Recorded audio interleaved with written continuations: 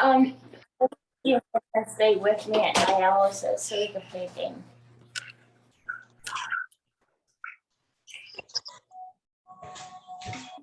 All right, Sam, we're ready whenever you are. Thanks, Anne. Welcome, everyone, and thank you for joining us today as we kick off our third annual Shine a Light on TANGO2 fundraiser. As a reminder, we do have everyone on mute. If you have any questions, please hold them to the end of our presentation, or feel free to use the chat box and we will answer them at the end of our presentation. Please take a moment and tell us where you are from by typing it into the Zoom chat box. Okay. I'm calling in from snowy Chicago in the US, unfortunately. I keep telling myself spring's right around the corner, but we got a fresh blanket of snow last night. Let's see, we have, oh wow, a lot of people typing in here. We have Ebony, thanks for joining from Ohio, Amy from Rochester, New York, Cesar from Pennsylvania, Sam McKenzie, thanks for joining from also from Rochester, New York. The Taggart family from Chicago, hello. Plymouth, Michigan, Tennessee, Texas. Let's see, do we have any international families joining yet? Please mute. Scotia, Matt Dort, thank you for joining. We have families from Arkansas, California. Blake Moore from Texas. Seema from Houston. Kara from Nova Scotia. Amanda Hull, thank you for joining from England. Who else do we have? Italy. Family members joining from Virginia. Thank you guys. Again, welcome to our third annual Shine a Light on TANGO2 fundraising kickoff. Thank you for taking the time out of your day to join us. For those of you that I haven't had the pleasure of meeting yet, my name is Sam Gregoire, and I am the fundraising chair to the TANGO2 Research Foundation. I joined our fundraising committee in December of 2020 and first became familiar with the TANGO2 Research Foundation as our family searched for information after the diagnosis of my nephew, Jake. More importantly, though, I am the proud Aunt Sammy to Jake Taggart, one of our TANGO2 kids and fighters. As I've mentioned, this is our third year we are bringing this virtual fundraising event to our TANGO2 community. We decided that this will be our annual virtual fundraising event as the last 2 years have been so successful. As many TANGO2 families know, we are located all over the world. As you can see on this map, the continents that are highlighted in white are where our families live, while the red dots indicate where our funded researchers live. Our rare community may at times feel small, but as this map shows, we are bigger than we may realize. We are an international community, and this virtual fundraising event is the best way to bring us all together, to rally behind our beautiful children located all over the world and help shine a light on TANGO2. Thank you to all of these teams and those who are back again to help us fundraise again this year. If this is your first time joining us, again, welcome. And thank you for taking the time and your eagerness to learn more about how you can help our TANGO2 families and the research for this foundation. The Shine a Light on TANGO2 campaign is the foundation's largest fundraising event that we hold each year. It's through this campaign that we raise money to fund research and help spread awareness in our local communities. Last year, we raised nearly $90,000. Thanks to many of your efforts, we were able to fund several research projects. This year, we hope you can all join us again in achieving this year's goal. As we get started with today's kickoff, we will be sharing information about the Shine a Light on TANGO2 website, including a quick tutorial on how to navigate and how to create your own fundraising page and team. If this is your first time fundraising, we'll be sharing a list of different fundraising ideas and events to help you get started. We'll also be sharing other researchers that are available to you and your family. Finally, we will hear from this year's ambassador family, the Fryer family, where they will be sharing their journey with TANGO2. We will conclude our kickoff with our special guest speaker, Dr. Sam McKenzie. Dr. McKenzie is a physician scientist at the University of Rochester Medical Center with clinical and research interests in pediatric neuromuscular disorders. Dr. McKenzie will be sharing the latest on his movement research project that was funded by the TANGO2 Research Foundation. His research will help categorize common movement disorders presented with TANGO2 disease and help doctors with early diagnosis. He'll also recap key milestones since the last update shared during the family conference in June of 2022. Our kickoff meeting should take approximately 45 minutes. And at that point, we will also open the discussion up for a question and answer session. We promise after today's kickoff that you will feel inspired and have the tools and resources available to help you get started with your own fundraising. Before we begin, we do want to start off by sharing this video from last year to thank you for what you helped all of us achieve. These beautiful faces are a great reminder of why we are here.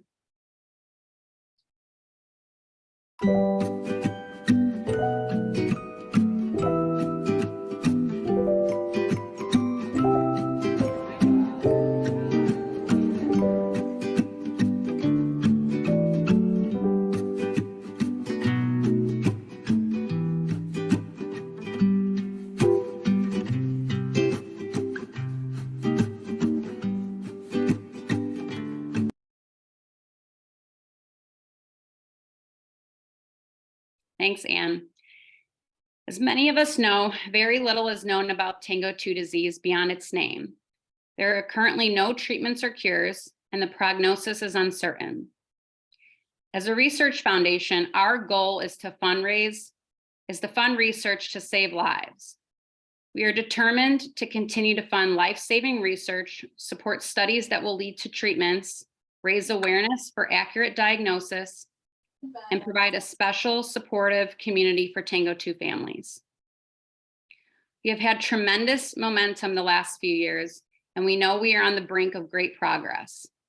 We just received 7 letters of intent from brilliant researchers, and we intend to fund as many as we possibly can. And that is why we are here today to be part of this virtual fundraising campaign. It is a do-it-yourself fundraising campaign that will help shine a light on this rare disease that affects children and young adults. As a research foundation, we are committed to driving research forward, and it's through all of your fundraising efforts that we are able to do so. With your fundraising help, we invested $212,500 in research around the world, bringing our total investment to around $650,000 since 2018. Right now, we are in our grant cycle number 3, where we will soon announce how many research projects we can fund this year. We also plan to open another grant cycle later this year, depending on how much we can fundraise. The next projects we are hoping to fund cover a range of topics, from managing life-threatening symptoms of TANGO2 disease, improving quality of life, studying cellular response to medications, and avoiding metabolic crisis and rhabdomyolysis. This year, our fundraising committee has set a goal to raise $100,000. We feel strongly that we can achieve our goal and even surpass it with our mighty TANGO2 family if every single person gets involved and registers a team to fundraise. I would now like to introduce Kelly Hernandez, the campaign chair for this year's Shine a Light on TANGO2 fundraising campaign. Kelly is here to share how to kick off our fundraising efforts. Welcome, Kelly. Thank you, Sam. Before I begin, I want to express how excited I am to be the campaign chair for this year's Shine a Light on TANGO2 fundraising campaign. I'm excited to get to know all of you over the course of our campaign and to let you know that I'm here to help, whether it's help setting up your fundraising page or if you need any new fundraising ideas. So please do not hesitate to reach out to me anytime, as I would love to get to know you, learn about your family, and to help with any fundraising ideas you may have. We are all here today because we all know and love someone who is impacted by TANGO2 disease. For myself, I am here today for my two nephews, Hudson and Cole Fryer, both of whom were diagnosed with TANGO2 disease. I'm planning to fundraise this year for both of them. I'm fundraising in honor of Hudson's memory, and I'm fundraising for Cole to have a brighter future. The Shine a Light on TANGO2 fundraising campaign will officially begin today, just in time for Rare Disease Day, this coming Tuesday, February 28th. And our goal is to get as many people involved, because the more participants we have, the more money we can collectively raise to reach our overall fundraising goal of $100,000. Participating in our Shine a Light on TANGO2 campaign is easy. First, you set up your own personal page on our fundraising website. Then you can create a team, and then you can invite people to join your team. Our goal is for each team captain to recruit 5 to 8 participants to join your team. They could be family, friends, neighbors, coworkers, anyone who is interested in supporting our mission to help children and young adults with TANGO2 disease. Then, after the end of our campaign, on Saturday, June 24th, we will have a party at this year's virtual celebration to talk about and share our success. Here's a timeline that breaks down the campaign, what you can expect, and what we can all focus on in the next few months to hit our goals. For March, we will focus on setting up our fundraising pages, recruiting our 5 to 8 team members. Then we will fundraise throughout April, May, and June. Throughout the campaign, I am available to help team captains and participants if you have any fundraising questions along the way. At the end of the presentation, I'll include my contact information, as well as Sam's and Anne's, our executive director, if you have any questions. Okay, now I'm going to take a moment to talk about how you can set up a team to be a part of our fundraiser. Creating a team online is really easy. First, you'll go to www.shinealightontango2.com. This is a screenshot of what the website looks like on both a desktop and mobile device. On the main page, you will see featured fundraisers, how close we are to reaching our $100,000 goal, and the leaderboard, where you can even see how everyone else is doing with their fundraising efforts, if you are the competitive type. At the top of the page, you will see the option to click on register to set up your own fundraising page. You will then be prompted to sign up and create your account with your name, email, and password. After creating your account, you can then log in to create your own fundraising page. Here's an example of a fundraising page I created. This slide shows you how you can personalize your own fundraising page. In the top left corner of the page, click Edit, where you can update your fundraising target, edit your page title, and share your story. We highly encourage everyone to add your story, upload photos, and why you want to raise money. And then when your page is ready, you can share your page on Facebook asking for donations, as well as email and text friends and family with the link to your donation page.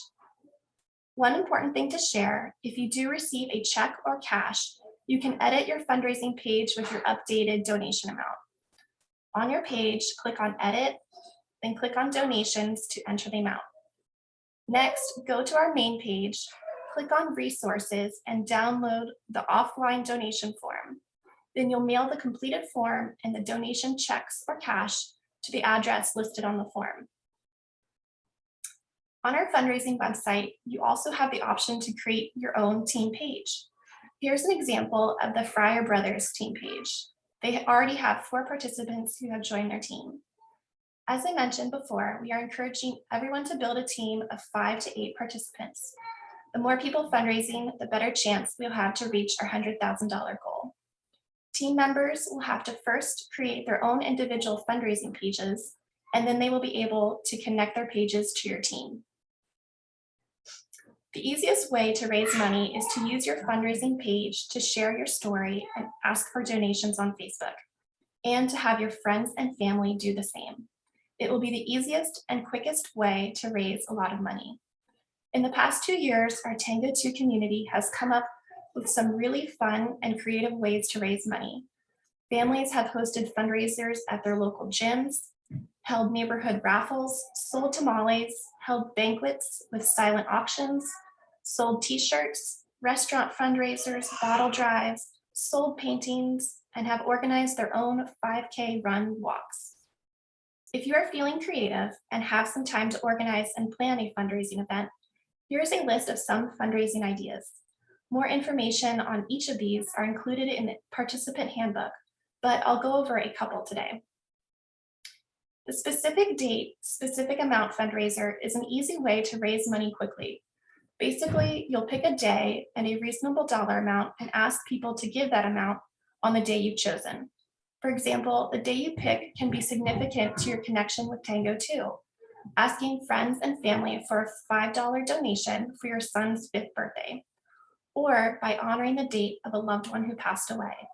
I believe my sister Caitlin plans on asking for $18 donations on Hudson's birthday on April 18th. If you'd like to design and sell your own t-shirts, check out Bonfire.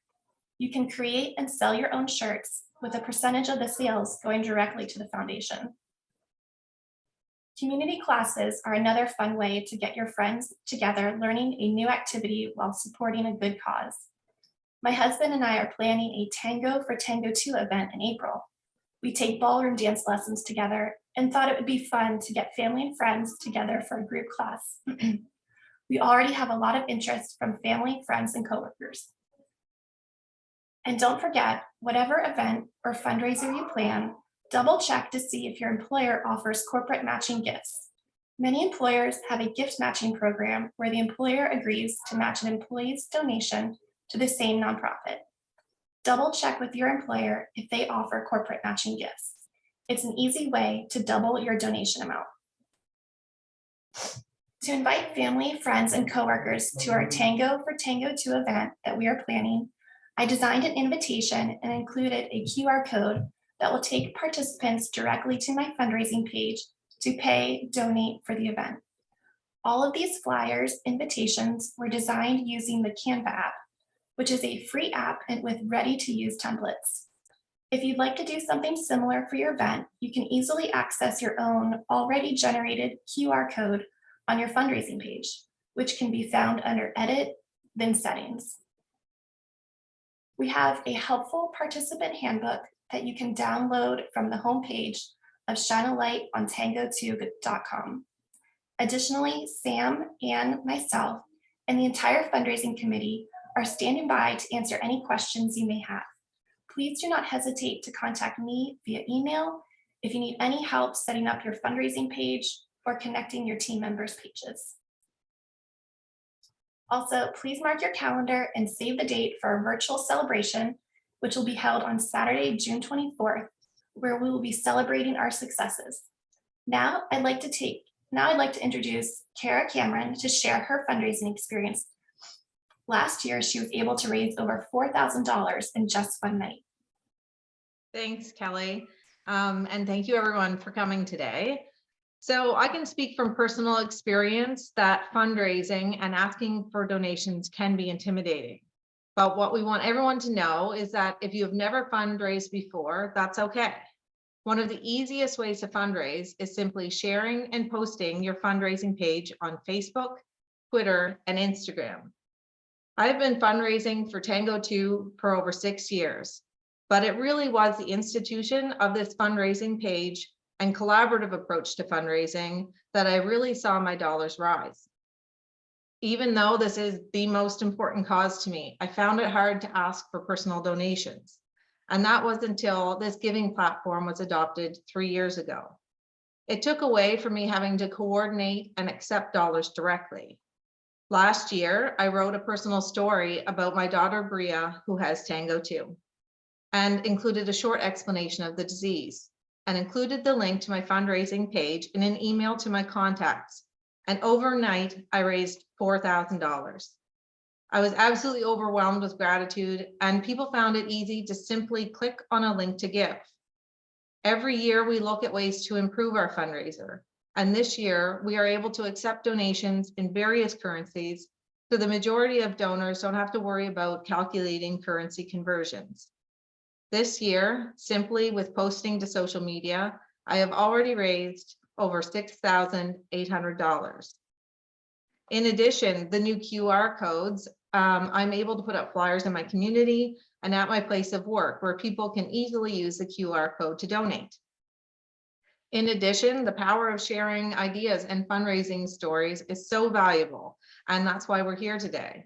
For instance, on a fundraising committee meeting, Kelly mentioned hosting a flower bar fundraiser, and I thought, what a great idea.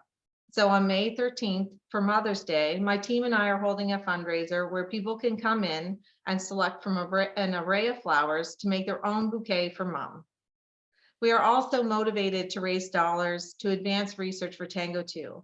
And all of us on the fundraising committee are here to help and to share. Last year, we set a very ambitious goal of $100,000 and fell just shy of that goal.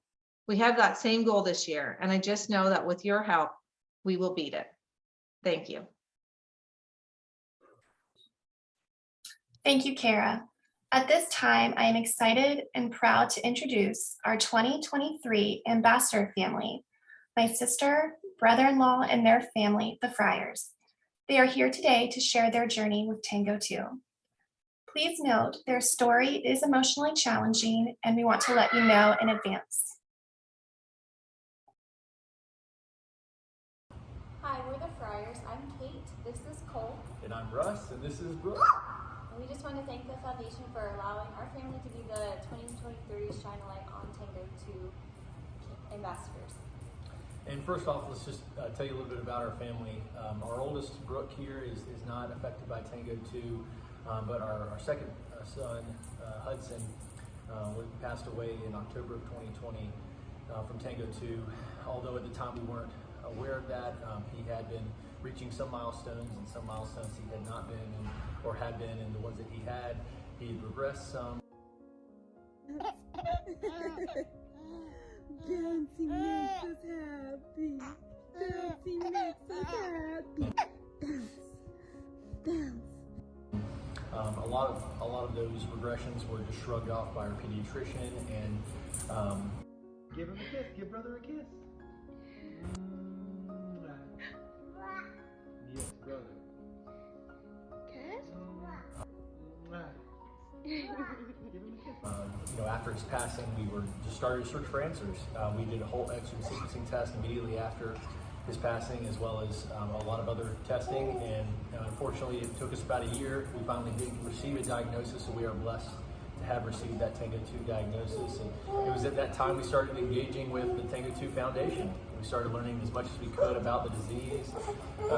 We also started to engage with the Facebook group and just learn as much as we could from other families that had been through or going through what we were going through. And at that time, we also were pregnant with our third child, Cole. And so we did an amniocentesis and actually found out prior to his birth that he was affected by TANGO2 as well. And then, Hudson, during his life, he had those regressions, he had those, developmental delays, but he also brought so much joy to the world, and we found the same thing with Cole, that he's just brought so much joy to our lives and the lives of others. And it's with his spirit that we've been able to start fundraising and honoring Hudson, and really just searching for an answer to help improve Cole's life. So far, Cole has just been doing so well with his milestones. But we also are keeping a watchful eye on his feedings. We actually had a G-tube put in a few weeks ago, and that's been going really well. And that just gives us peace of mind that we're always going to be able to give him feeds and nutrition as much as he needs. And we just encourage you all to just fundraise and donate as much as you can to the cause. Every dollar that's raised counts, and every dollar that's raised goes to help families like ours find a cure for TANGO2. So we just wanted to, as the Ambassador family, thank you so much for this opportunity, and just thank you so much for joining the Shine a Light campaign kickoff. And with that, we'll say goodbye. Bye, thank you.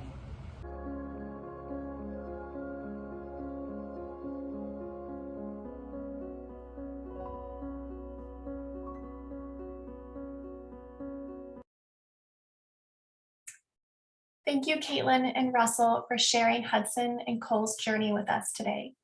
They are here with us today and would like to say a few words. Hey, thanks, Kelly. We're so grateful to be here with you.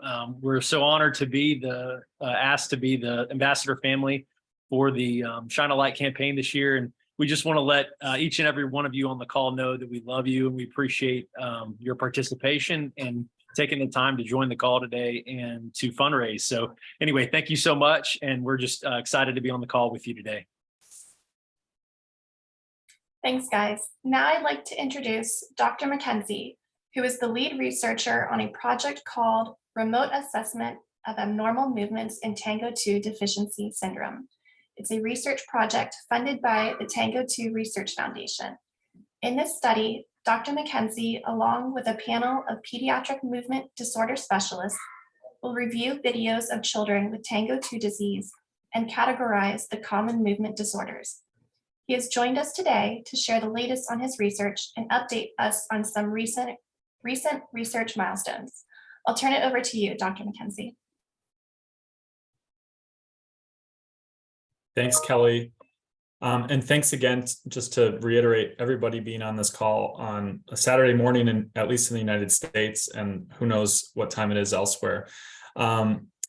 So really, I just wanted to kind of emphasize where these dollars go and kind of bring home the importance of fundraising. I think it can feel like a slog, and personally, I don't enjoy the asking for money either, but I think it's so critical.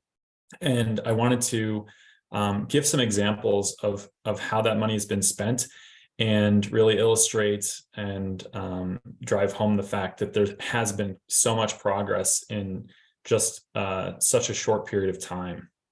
So I got a chance to meet many of you in Orlando last June when we had the family conference. And I think that was the second ever TANGO2 Research Foundation Family Conference. If you haven't seen those videos or some of the research or the talks presented in Orlando, you can find those on the TANGO2 Research Foundation website and YouTube channel. So I would encourage you to go through there if you weren't able to make the trip. So I'm going to kind of bring everybody up to speed on some big research highlights since June. So shortly thereafter, if you advance, Anne, a paper came out by Dr. Morali and the rest of the Baylor group, kind of looking at quality of life for patients with TDD. By the way, I'm using TDD. We keep changing the name on you guys, and TDD stands for TANGO2 Deficiency Disorder. We think not having this protein, obviously the deficiency is what's causing this. So it's the same thing as TANGO2 disease, TANGO2 related syndrome, but I'm using that acronym for this talk. In October, we had kind of this splash of a paper, and some of you on the Facebook page maybe saw this. So a paper was published in Nature, which is actually one of the preeminent scientific journals, showing that TANGO2 might be related to heme and be responsible for moving heme about the cell. We actually don't know how this research sort of fits into the big picture, because a lot of other research groups have been focused on TANGO2's role in processing lipids or fats within the cell. So stay tuned as we kind of try to replicate some of those results and elucidate the true mechanism here. In December, there were actually two papers that came out in pretty short succession. So the first was research driven by Dr. Michael Sasher at Concordia, and he used a fruit fly model where the flies were missing the TANGO2 gene and not able to make that protein as a result. And these flies ended up dying a lot faster than normal flies, and they didn't move quite as well as normal flies. And the key finding there was when you gave these flies a specific vitamin, namely vitamin B5, it basically brought these flies back to normal. So that was really exciting finding for the community, obviously. And then, as I said, there was a second paper, which is probably more pertinent, and that was Dr. Miyake's and the rest of the Baylor group's work on the natural history study, which all of you or many of you have participated in. So she was able to give us a 4-year update on sort of the data that we've accumulated in that natural history study. And one of the remarkable findings seems to be that children who had been taking B vitamins, B complex vitamins or multivitamins with B vitamins in them, seem to have way fewer metabolic crisis events compared to children who weren't on these vitamins. So that kind of led to a position paper. The first author was Sarah Sandcooler, who's a MD PhD student in my lab, and might be worth taking a screenshot of this. But these are published clinical recommendations where we now have published in the scientific literature the fact that our clinician community feels that all children diagnosed with TANGO2 should be on B complex vitamins, and making sure that those B complex vitamins include vitamin B5 and B9. Now, the doses of what's the appropriate dose, we don't know. And these are, again, retrospective data, and which means we're looking backwards, and data that have been done in flies. So the level of evidence is not where we'd want it to be if we had a randomized control trial that said these were beneficial. But given that B vitamins are so safe, we think that children should at least be on the daily recommended dose or RDA dose. And then certainly if a child is in crisis, we think it's really critical that we make sure that those vitamins are getting in somehow. So if that's getting feeds back online as fast as possible, and if that's not possible, I'm looking for ways to give those vitamins via IV. In January, just last month, there was a case report out of Japan, which talked about the first known case of TANGO2 in Japan, which again goes back to our thought that this disease is probably not as rare as some people may think. And interestingly, there were 2 novel pathogenic variants, which means misspellings in the TANGO2 gene that we haven't seen before that were noted in that patient. So more to come, but I think that's a great opportunity to continue building our global community, and we've reached out to those researchers there. And that brings us up to February. So as we said at the outset, Sam mentioned that we're now into cycle 3 of grant funding, and there are 7 proposals. And I can tell you, as somebody who's fundraised and also been involved in spending this money towards scientific research, all of these researchers are doing their best to be excellent stewards with these dollars and really get the most out of every single one. So I can tell you this is money that's well spent towards moving forward with this disease. All right, next slide. So I want to transition a little bit here and talk briefly about one of the projects that we are working on in our lab. So I'm working with patient-derived cells, and we have a nematode model of TANGO2, but we also have this project, which everybody on this call is welcome to participate in, where we're trying to do a better job at characterizing some of these abnormal movements that your children may exhibit with TANGO2. And we're doing that because I think the words matter. What kids are doing, if we can put a specific scientific term on it, that helps us kind of characterize it better and helps people kind of think, okay, well, what could this be, especially in those children who haven't been diagnosed yet. So next slide. And I think everybody's aware, children really early in life might have these episodes where they're really fatigued or weak or fussy, or their head is tilting to one side. And maybe you've talked to a pediatrician and they didn't know what to make of it. Now, if we can characterize those events and call them, dystonia, truncal dystonia, or paroxysmal torticollis, benign torticollis, that kind of means something, and that can tell a neurologist, well, let's see what sorts of things cause dystonia. That might move us towards a diagnosis a lot earlier in that child, maybe even preventing metabolic crisis if we're able to make that diagnosis. So we're trying to do a better job at systematically characterizing these movements. The other thing that this is important for is as we move towards the therapy era for this disease, we may consider these movements as an outcome measure, right? So we're looking for ways to kind of quantify disease severity before there's a treatment. And then after that treatment is initiated in a group of children, how do they respond? So this has implications for outcome measures. Next slide. So how does it work? It's actually fairly simple. So if you're a part of the natural history study, great. It's a brief reconsent process. Many of you have already done that if you were in Orlando.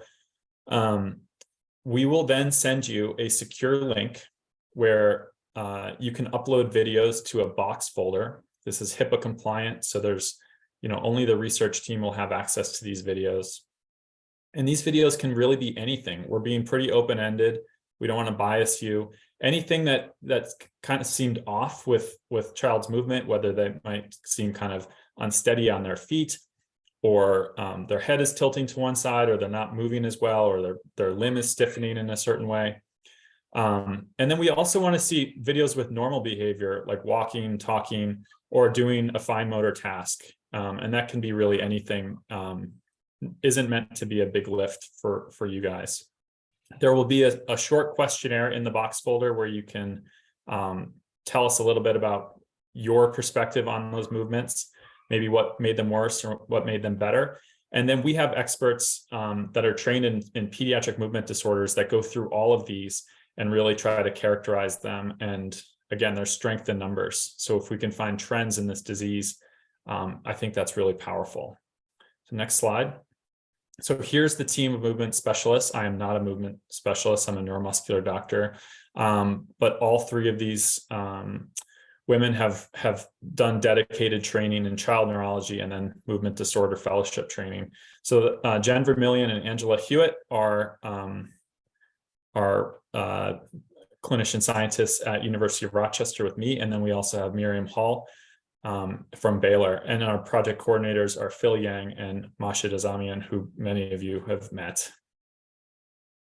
So the early returns, again, we're pretty early in this project, but we have analyzed videos from 8 children. And really remarkably, 7 out of 8 of those children demonstrated what's called dystonia, where there's abnormal muscle tone, where it's sort of increased and you get this uncontrolled contraction of the muscle. So why is that important? Just as an example, on the right here, these are genes that are part of a dystonia gene panel. And so again, if our job is sometimes easier than you might think. If a child comes in with dystonia and we think it's genetic, we can send off a panel where they look at all the known genes to cause dystonia. And you'll note here that in this panel, TANGO2 isn't listed. So here's a case where if we're seeing that this is a major trend in this disorder, we can then advocate for these genetic testing companies to get this gene included and increase diagnosis rates. A handful of other videos have been submitted, and we really appreciate that. And we're planning our next review in the next coming weeks here. A lot of other people have expressed interest. And I know, there's a laundry list of things in your lives, and we want to make this as easy as possible. So if you are interested, reach out to me, or Anne can put you in touch with me, or better yet, Mashid, if you're part of the natural history study, and we can definitely get you guys plugged in with this project. All right, next slide. So I just wanted to close by thanking you again for everything that you do. This is kind of an extra lift, and I don't feel like it's fair that you should have to be raising money for this condition that affects you and your kids every day. But this is the world we live in. And I just wanted to, again, drive home that every dollar raised in this campaign is going to be put to good use. And I'm really impressed with the amount of progress that we've made in just a few short years. So thanks again. Thank you, Dr. McKenzie. To our advocates, thank you again in advance for your time, support, donations, and efforts. If you have any questions, feel free to stay on the call and we'll hold a question and answer session. We are determined to reach our goal, allowing us to continue to rapidly accelerate the understanding of TANGO2, develop future treatments and therapies, and one day a cure. Together, we will shine a light on TANGO2. And with that, let the fundraising begin. Thank you, everybody. See, Ann and I can pull up the chat box here, and if there are any questions, we'll read those off, and maybe Dr. Mackenzie, you can stay on in case there's any specific questions for you.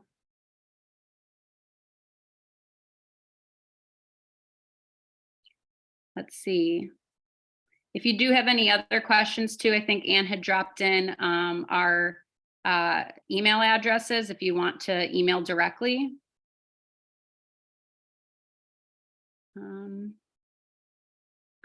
Let's see, David added, it's really interesting that such a large percentage have dystonia. We'll be passing this info to my movement specialist. Yeah, 7 out of 10 for everyone that's studied is a significant amount. Thanks for your endless support for TANGO2 Research Foundation. Thank you, Dr. Mackenzie. Thank you for the information. Thank you to the speakers, very informative, we're glad. Thank you, Sam, and all for the organization. Are there any questions about if anyone wants to come off of mute?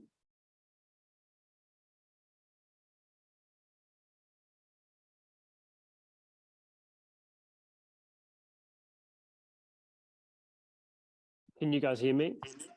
We can. Great. I just have that one. Oh, you muted yourself, David.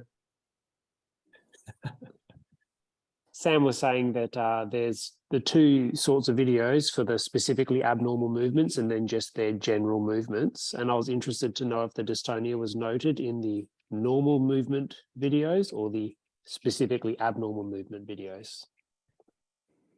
So our first round of review, we didn't actually ask families to submit the normal baseline videos. A few families did, but the preponderance of those were strictly abnormal movements. So we're interested to see if there's kind of trace dystonia present at baseline. The other reason we're interested in that is spasticity is kind of a confounding factor here. So a lot of children have very stiff muscles in their lower legs, and that's kind of all the time. That can be hard to tease out or tease apart from dystonia, which is more kind of an episodic or transient increase in muscle tone. And you can't diagnose spasticity with a video. It really involves moving a child's limbs through a range of motion and kind of feeling that catch. Or it feels a little bit like molasses, like the muscle's tight. So that was kind of the impetus for asking for the baseline videos, or one of the impetuses for asking for the baseline videos to do our best at teasing out spasticity from the dystonia. But yeah, the short answer is we saw that during the actual abnormal movements. Yeah, thanks for that. And the reason I asked is because we always assumed that Erling had spasticity, and he does. But our movement specialist is certain that he also has dystonia, and it's just at baseline all of the time. And as a result, that's affected his sort of treatment for using Botox and things like that, because it's not effective on dystonia. Yeah. So, yeah, just interesting. So I think that you'll probably get a lot from the normal videos as well. Yeah, we hope so. Thank you. And in the chat box, Anne also just added, in case anyone needs it, go to www.shinealightontango2.com. And you can view the team pages, create your own page, start a team, and start asking people to help fundraise. She's also added myself and Kelly's email addresses, should you have any questions or want to reach out to the fundraising committee directly.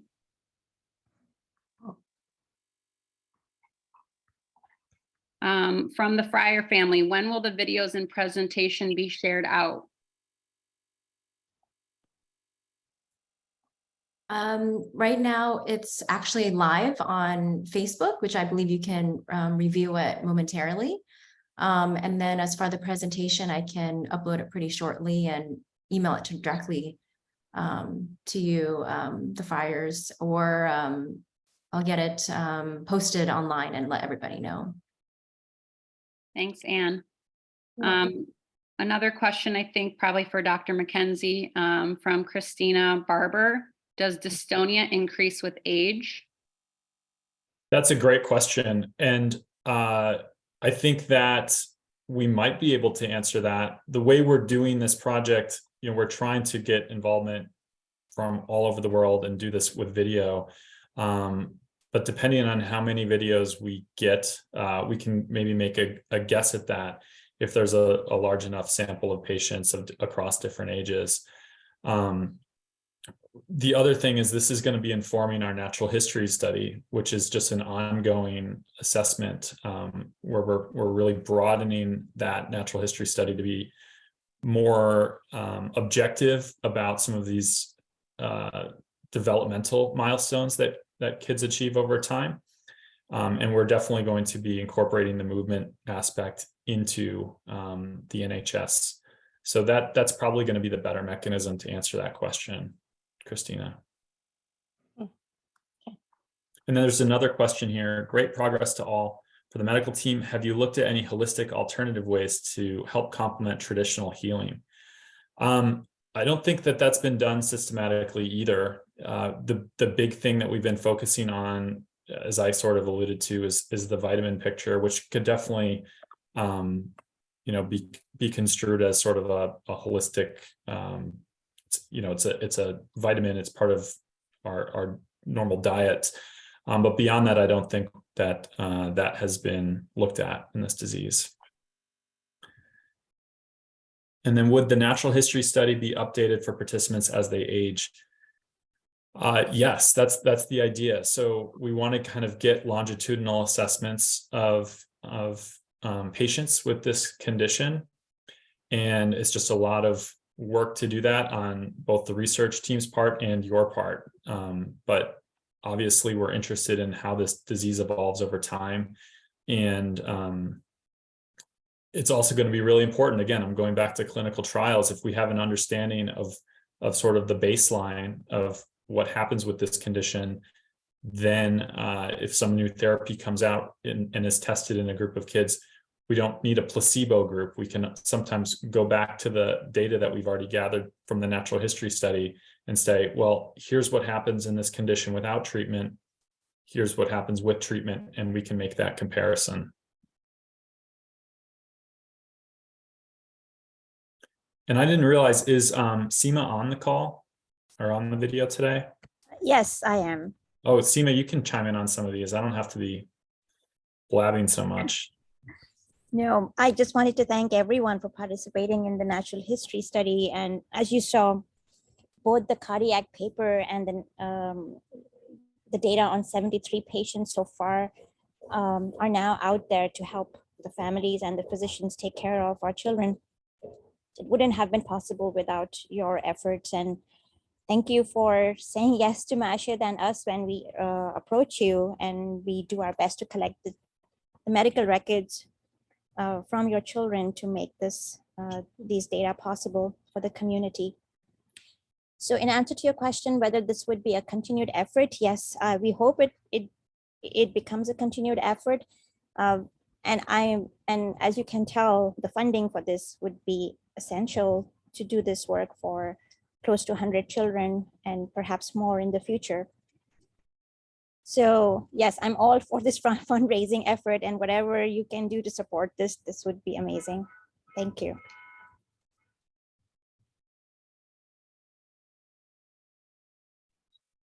We've also provided a link to the slides from today's event if you would like to refer to them in the future. Blake added, I would encourage anyone who hasn't participated in natural history study to sign up.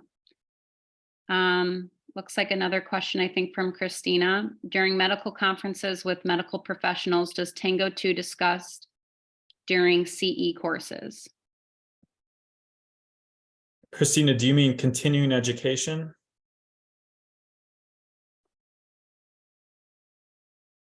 And while I wait for her, I was asked to provide a little bit of review. So the natural history study is one thing we certainly encourage everybody to participate if that works for your family. There was a question about the CORDS registry, which we've talked about in the past. It's a separate project, and I know that it can be confusing. There's the natural history study, and then CORDS. CORDS is a registry where they just keep track of kind of numbers of patients with different rare diseases, and that requires a separate registration through their registry. But it's a lot less of a lift in terms of completing that. So just to reiterate, those are two distinct things. So to get back to Christina's question, this is the problem with rare disease. There are, probably 7,000, upwards of 7,000 rare diseases, and it's just not possible or feasible for a generalist, be it a pediatrician or otherwise, to know all of these rare diseases. So we do our best, right? And we take those opportunities when we can. But even among child neurologists, a lot of child neurologists don't necessarily know what TANGO2 is. So that's part of the advocacy role that I play and SEMA plays, is that whenever we have the opportunity to educate our peers about this condition, we take it. And Dr. Soler Alfonso has been doing a lot of outreach work in Mexico, where we think there's probably a higher prevalence in that community based on some of the genetic variants there. So yeah, everybody has a role to play in kind of building awareness.